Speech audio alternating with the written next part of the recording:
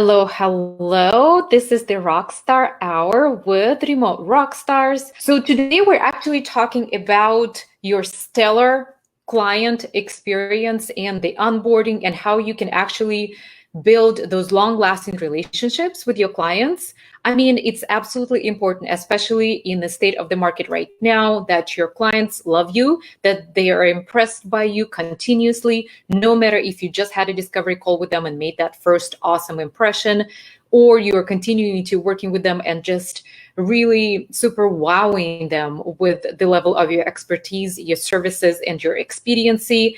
And they're just really enjoying the client journey with you. And from day one to the very last day, when you are doing the offboarding with them, you are keeping to impress them, basically. You're keeping them interested and very pleased with your services. And then, you know what, it might be a good referral, it might be a good repeat client, and it just might be a very good relationship to keep nurturing. But what I'm trying to say here is that basically the types of messages that I'm receiving in our group, in the Rockstars Club group, and then through the personal pages here, I just want to say that a lot of entrepreneurs right now and are still looking for the virtual support teams. Don't get me wrong, they're still launching.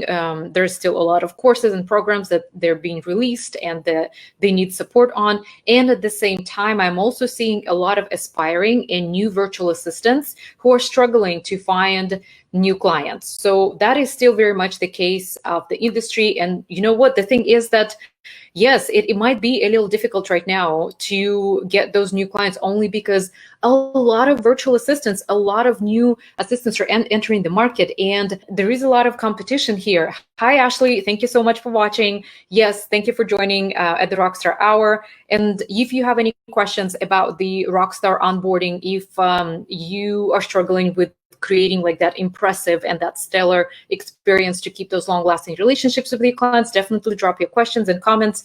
I'll be happy to answer. But what I'm trying to say is that from the very first touch point, when you are just starting to work with the client, and it's not work as far as like you already signed them up, but you're just maybe scheduling a discovery call with them. They might be interested in on Facebook. Maybe it's in response to one of the threads, or you promoting and marketing your services.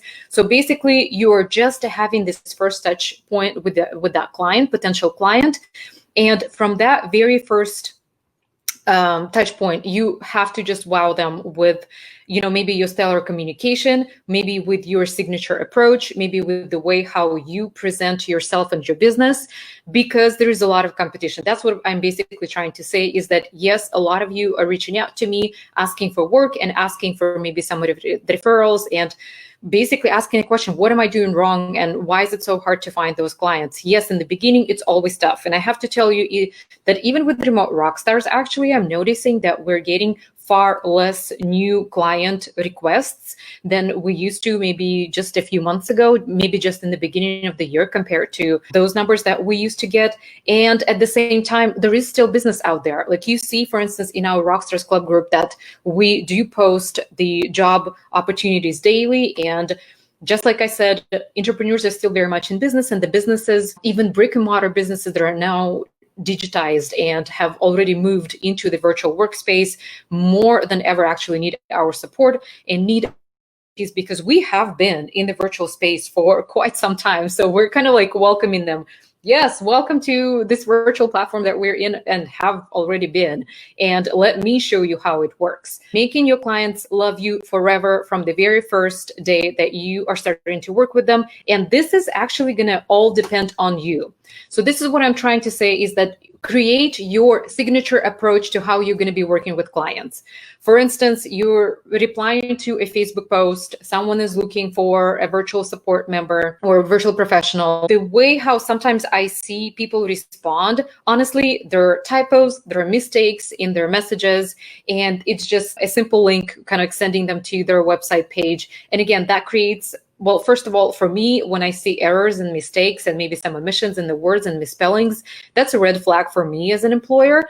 And then if you're giving me just a link to your website, that just creates a lot of job for me, a lot of work for me to go and review your website, trying to find your contact information, and trying to see if your services are actually a good match for what I'm looking for. So that's just a lot of digging on my part.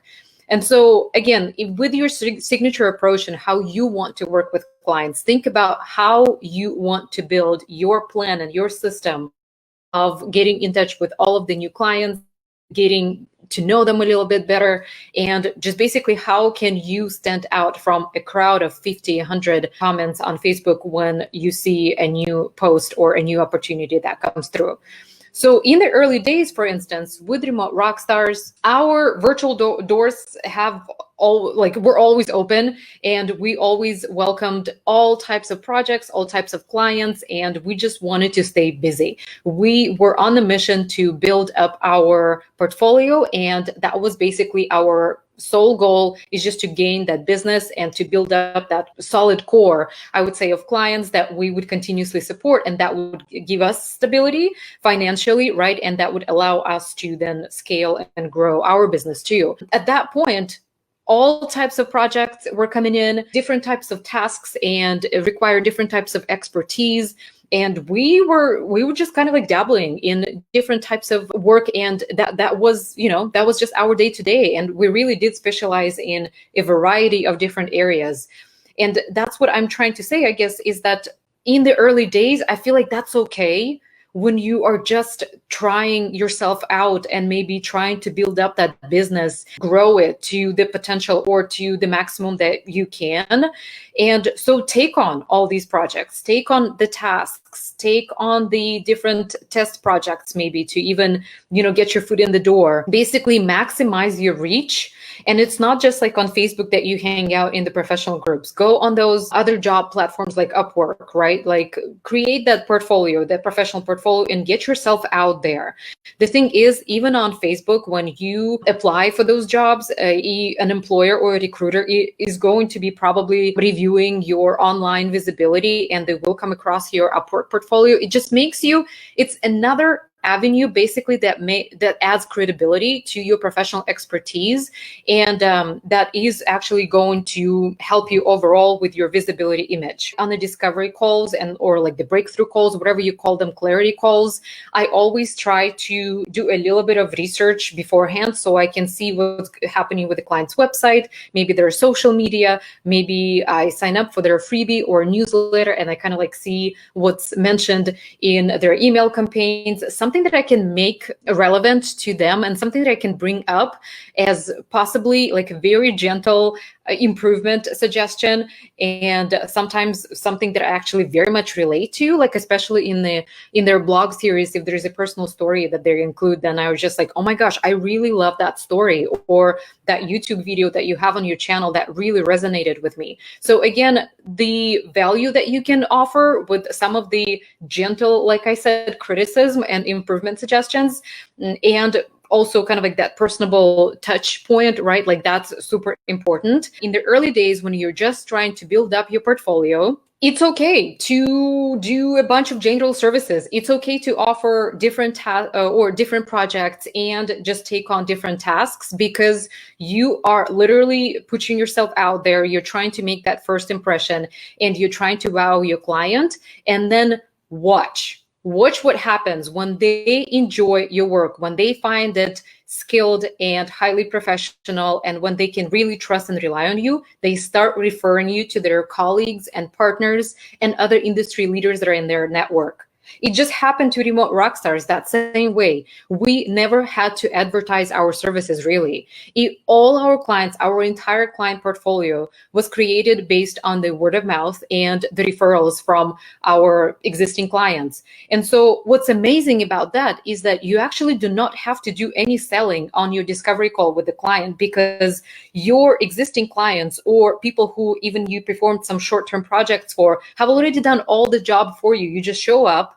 You just basically reconfirm that review that they already gave you and something that they already discussed with that prospective client, right? And then you show up, you basically reconfirm that you instill that sense of integrity and trust in that relationship, and you keep going, and it's a yes. It's pretty much 95% a yes, unless there is something, a mismatch as far as like the vibe and the energy, and something that's just really more like high level. Eventually, once you actually have a few clients under your belt, once your business more or less financially sustainable, at least you have that monthly income coming in, you can start thinking about possibly specializing and niching down.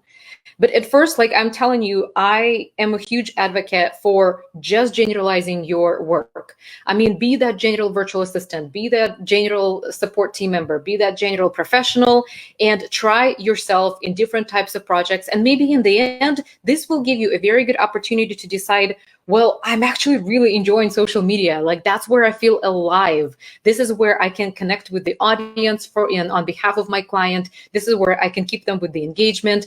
And then I just am not so keen on email marketing. I do not like creating those newsletters. And I do not like putting all these little sections into the newsletter, making sure that, all the promotional content is mentioned and the video is showing up in the proper format. Like that's just not my thing. So it's totally fine. So again, you can niche down later after you've built up your portfolio and after you feel more confident and more stable in the way how you're running your business.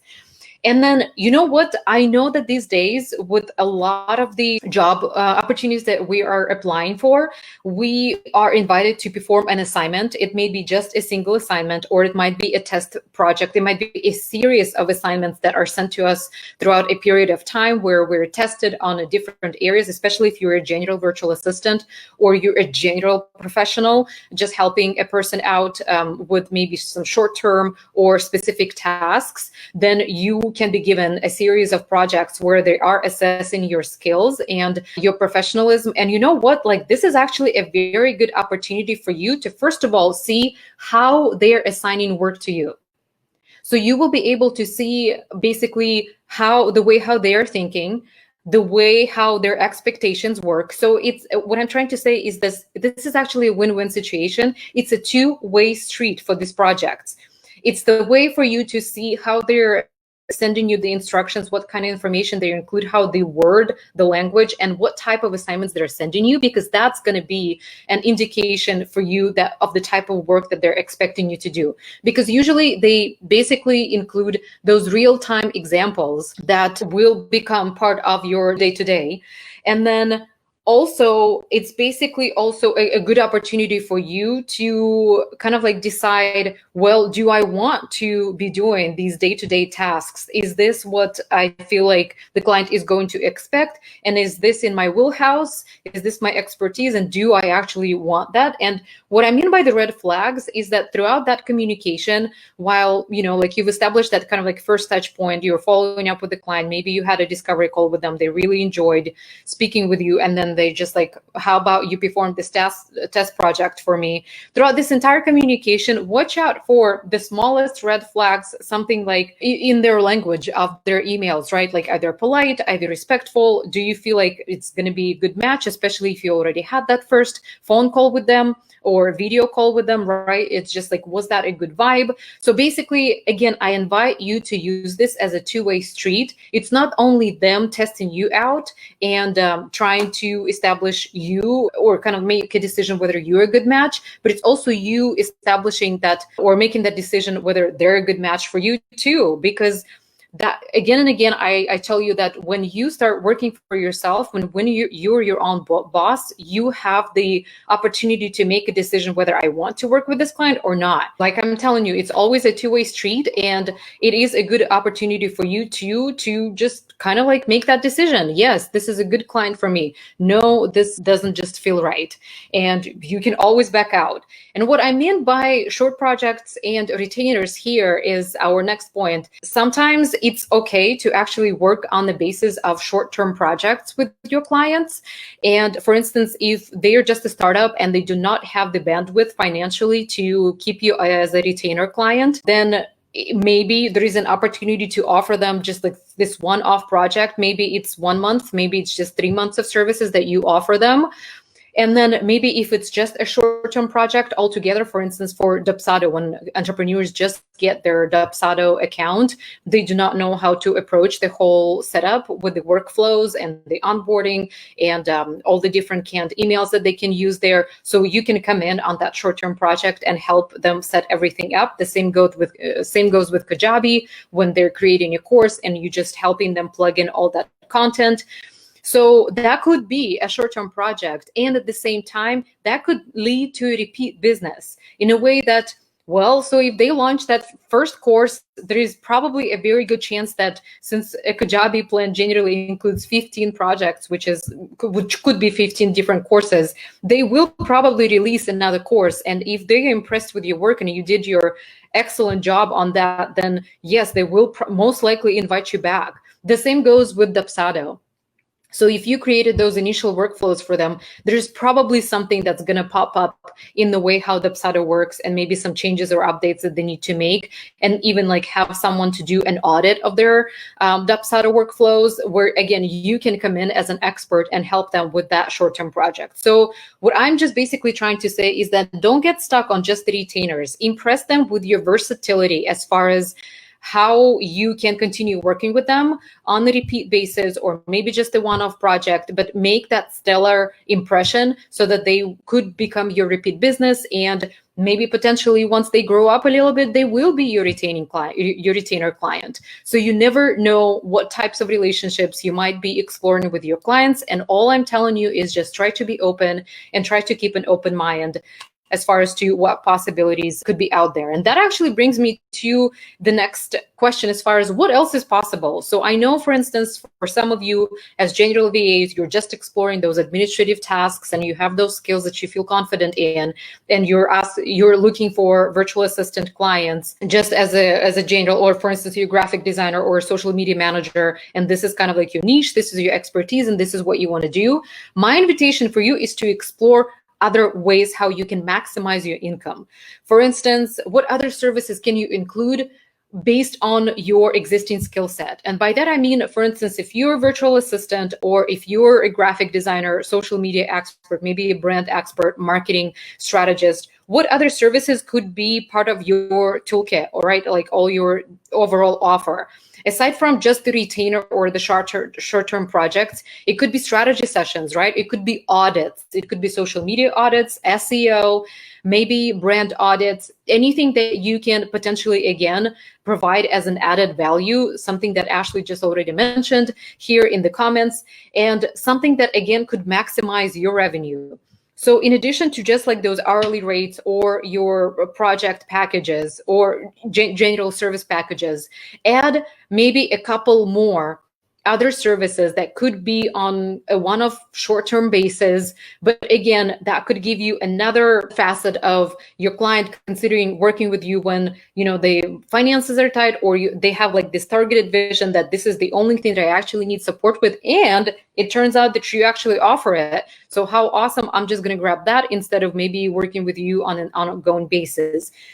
I know that this is a short-term thing, and at the same time, it's good to diversify your streams of income, right? So it's good to add that extra thing that could potentially, again, bring more revenue for you and your business or your team, depending on basically you making a decision also at some point once you start growing your client roster. And this is what goes back to the comment that I made earlier about the early days with Remote Rockstars. You basically faced at some point with the decision of, do you want to continue working solo? Do you want it to be like a one-woman, one-man show?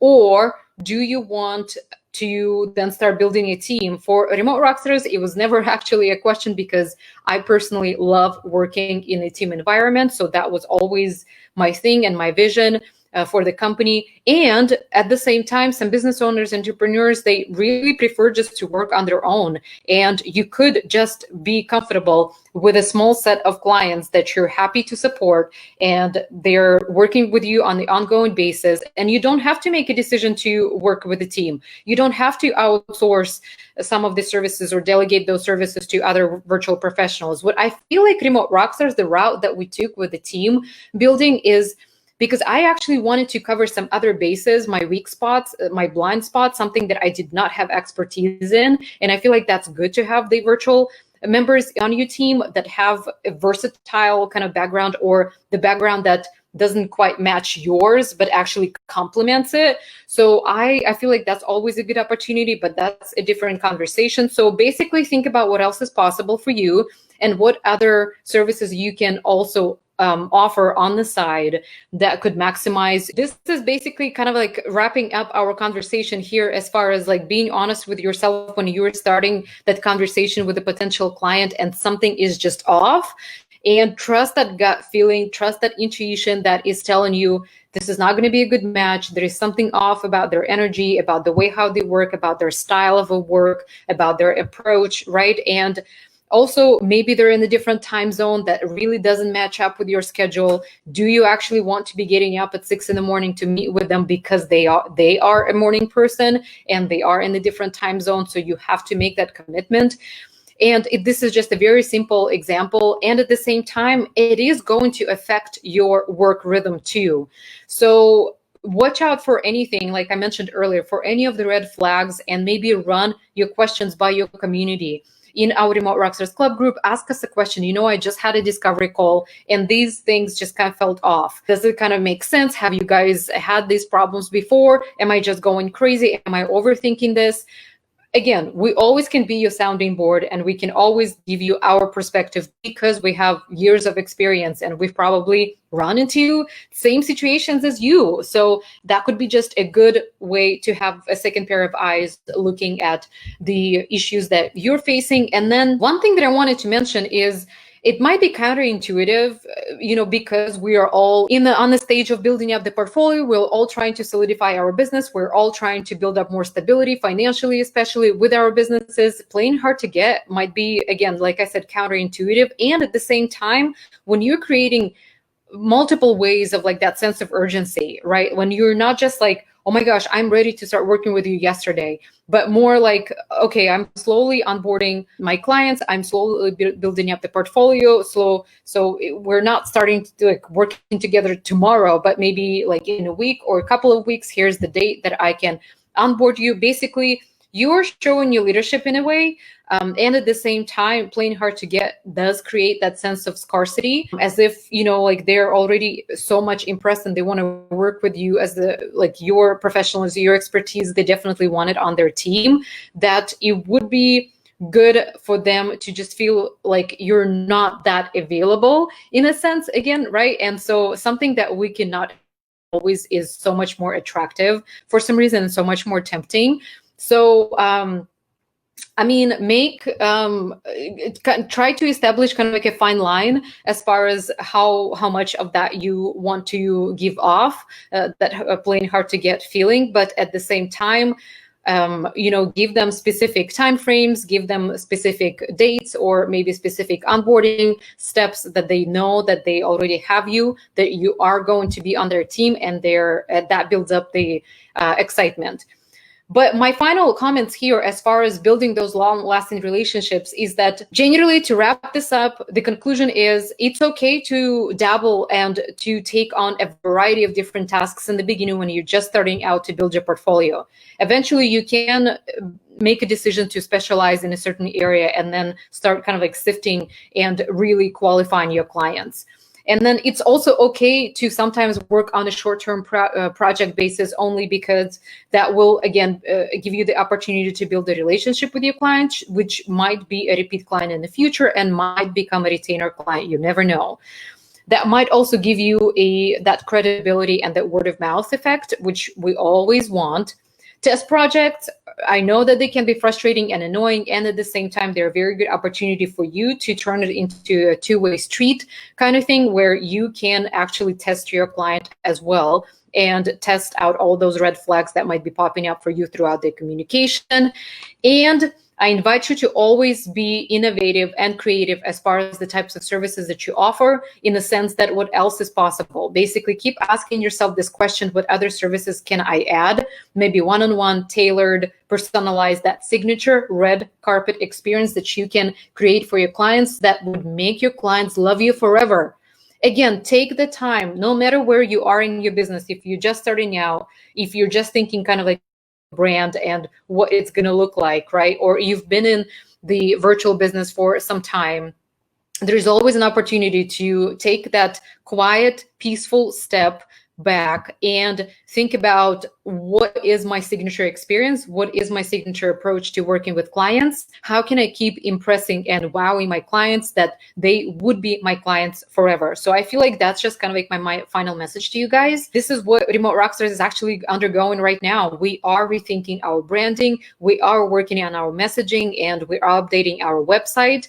And I will be happy to share our final version of the website. We just actually signed up for the account with Kajabi. Very excited about that too. And so, you know, when you're a business owner, sometimes it's a never-ending process, and it's okay. It might be an evolution. It might be a constant change that you're going through. It might be some new things that you find exciting or that you want to be releasing. It's totally okay. A lot of entrepreneurs and visionaries are going through all of these growing pains and kind of a creative stages in their processes. I know that some business owners who are launching different programs, and it kind of becomes their signature flagship program that then changes its names, it changes its branding, changes its message. There's so many reiterations to our branding, to our messaging, to the areas of expertise, and to who we are, that it's totally okay to change.